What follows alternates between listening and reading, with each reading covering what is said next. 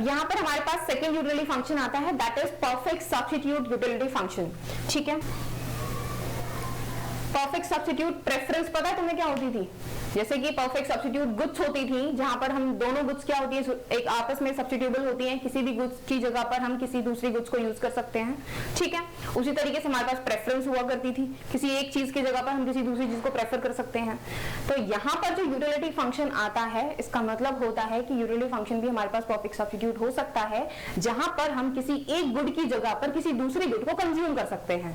Right बच्चों, अब यहाँ पर जो हमारे पास गुड्स हैं वो दो गुड्स हैं, तो यूटिलिटी फंक्शन भी दो गुड्स के टर्म्स में होगा, that is utility in terms of x1 and x2। ठीक है, अब यहाँ पर जो दो गुड्स हैं, पहली है x1 दूसरी है x2, वो आपस में कैसी हैं? सब्स्टिट्यूट गुड्स हैं। ठीक है, कैसी हैं? सब्स्टिट्यूट गुड्स हैं। तो utility function in terms of x1 and x2 is equal to, बच्चों यूटिलिटी फंक्शन देखना ध्यान से क्या होगा, that is a x1 plus b x2। ठीक है, this is the utility function in case of perfect substitute utility. Right बच्चों, ये हमारे पास यूटिलिटी फंक्शन होता है। अब जब हमने प्रेफरेंस को डिस्कस किया था, वहां पर हमारे पास एक डायग्राम बनाया था हमने प्रेफरेंस के लिए, वो कैसा बना था? लीनियर बना था। देखो ना हमारे पास यूटिलिटी फंक्शन कैसा आया है? लीनियर आया है, तो इसका जो डायग्राम बनेगा कैसा बनेगा? लीनियर बनेगा। Right, this is the x1 and this is the x2 and this is our IC curve for the perfect substitutes. ठीक है, अब ये है हमारे पास क्या है? IC कर्व है। अब IC कर्व की यहाँ पर दो अजम्पशंस थी, कौन कौन सी थी? कि यहाँ पर जो MRS रहेगी वो कांस्टेंट रहेगी।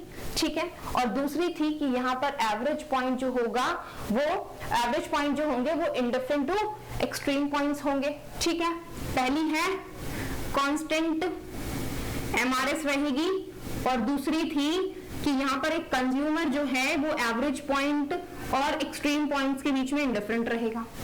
ठीक है, ये दो असम्पशंस थी। अब नेक्स्ट आता है प्रॉपर्टीज की बात, कि प्रॉपर्टीज कौन कौन सी हैं यहाँ पर। पहली तो भाई कॉन्वेक्स टू द ओरिजिन तो बिल्कुल भी नहीं है, ये कैसा है? लीनियर IC है। ठीक है, लीनियर IC है, डाउनवर्ड स्लोपिंग है। हायर IC, अगर हम हायर जाएंगे तो हायर IC हायर यूटिलिटी को एक्सप्लेन करेगा।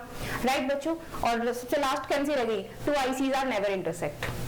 ठीक है, पहला तो लीनियर है, दूसरा डाउनवर्ड स्लोपिंग है, डाउनवर्ड टू द राइटवर्ड्स है। Higher IC gives the higher level of utility, और 2 ICs are never intersect with each other. ठीक है, चारों की चारों प्रॉपर्टीज हो गई हमारे पास। बस एक जो है वो वेल बिहेव्ड से डेविएट कर जाती है, दैट इज कॉन्वेक्सिटी वाली।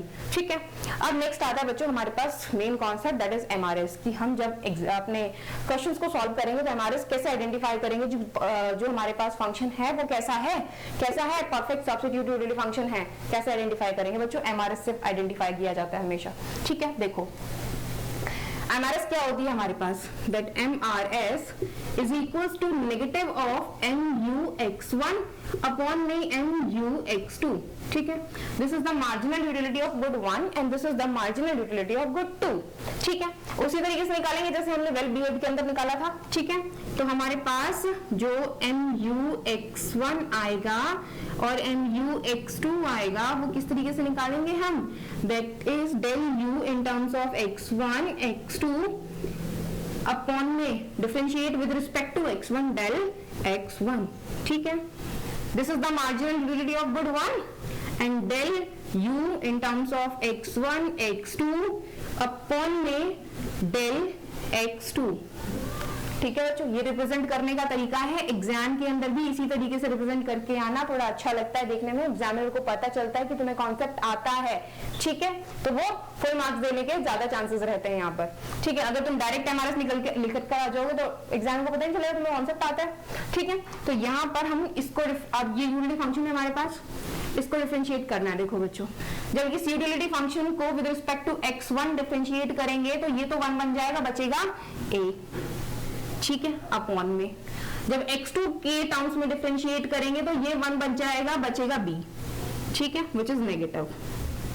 ठीक है बच्चों, देखो MRS क्या है हमारे पास, दी MRS